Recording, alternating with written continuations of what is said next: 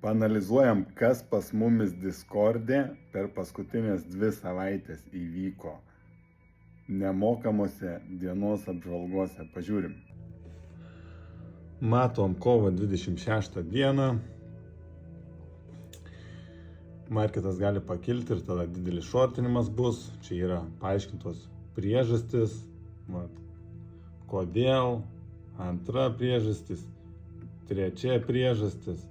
Važiuojam toliau. Čia pademonstravimui mokiniam. Viskas, ką numatėm, pasitvirtino. Taip pat galit ir vaizdo medžiagos pasižiūrėti, jeigu norit. Šitą dienos apžvalgų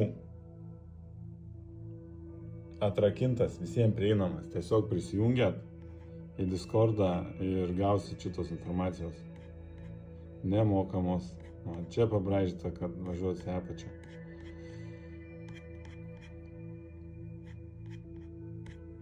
Tikrai verta prisijungti vien dėl šitos informacijos. Va, jau šiandien tie 7.4 kaina laukia 104. Orderių longams tie 70-200 tūkstančių longams.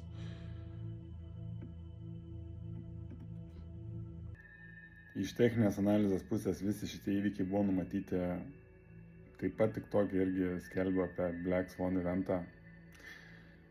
Tiesiog visada galima numatyti šiuos įvykius, jeigu yra tinkama informacija. Tai kviečiu prisijungti į Discordą ir pasibendrausim ten.